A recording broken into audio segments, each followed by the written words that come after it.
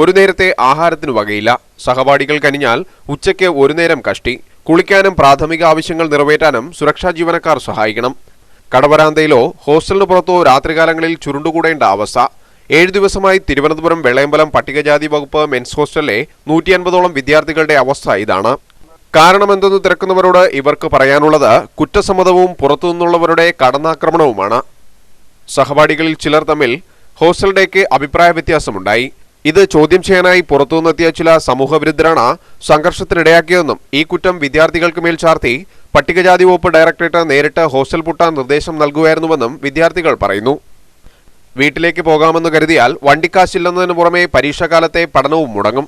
ചുരുക്കത്തിൽ 7 ദിവസമായി ഹോസ്റ്റൽ പൂട്ടിയിരിക്കുന്നുവെന്ന് മാത്രമല്ല, ഡിഗ്രിക്കും PGക്കും പഠിക്കുന്ന വിദ്യാർത്ഥികളിൽ പലർക്കും കൃത്യമായി കോളേജിൽ പോകുവാൻ പോലും കഴിയുന്നില്ല. ഇവിടെ എക്സാമുള്ള കുട്ടികൾക്കൊക്കെ ഭയങ്കര ബുദ്ധിമുട്ടായിരുന്നു. എല്ലാവരും വെളിയിൽ തട്ടുകടയിലാണ് കഴിച്ചത്. ദിവസം ഒരു പ്രാവശ്യം കഴിക്കുള്ളൂ, രാത്രി മാത്രം. പിന്നെ 2 സമയം പട്ടിണിയാണ് കിടന്നത്. നമുക്കെന്ന് പറഞ്ഞാൽ പൈസ ഇല്ലാതെ വീട്ടിൽ നിന്ന് നമ്മളെല്ലാം കഷ്ടപ്പെടുന്ന മേഖലയിൽ നിന്ന് വന്നവരാണ്. ഇപ്പോൾ അടുത്തുള്ളവരൊക്കെ വീട്ടിൽ പോയി. കുറേ പേര് ചങ്ങനാശ്ശേരി, ഇവിടെ കൊല്ലം, ഇവിടെ തലശ്ശേരിയൊക്കെ ഉണ്ട്. ഇവിടെ പഠിക്കുന്ന മുക്കാശ്ശേരി ഇവിടെ ഇടിക്കുള്ള പയ്യന്മാരാണ്.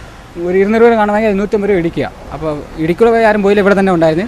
ഭക്ഷണം മാത്രം കിട്ടാൻ ഭയങ്കര ബുദ്ധിമുട്ടായിരുന്നു. കുറേ പേർക്ക് പ്രശ്നം വീട്ടിൽ അറിഞ്ഞൂടാ. എൻ്റെ പ്രശ്നം എൻ്റെ വീട്ടിൽ അറിഞ്ഞൂടാ, ഇവൻ്റെ പ്രശ്നം ഇവന്ന് അറിഞ്ഞൂടാ. തെറ്റ് ചെയ്തവരെ ന്യായമായ രീതിയിൽ ശിക്ഷിക്കണമെന്ന് അഭിപ്രായപ്പെടുന്ന വിദ്യാർത്ഥികൾക്ക് വകുപ്പ് മന്ത്രി AK ബാലനോട് ഒരു അപേക്ഷയാണുള്ളത്. പരീക്ഷാകാലമായതുകൊണ്ട് തന്നെ എത്രയും വേഗം ഹോസ്റ്റൽ തുറക്കാനുള്ള അനുമതി നൽകണമെന്ന്. ജീവൻ ന്യൂസ്, തിരുവനന്തപുരം.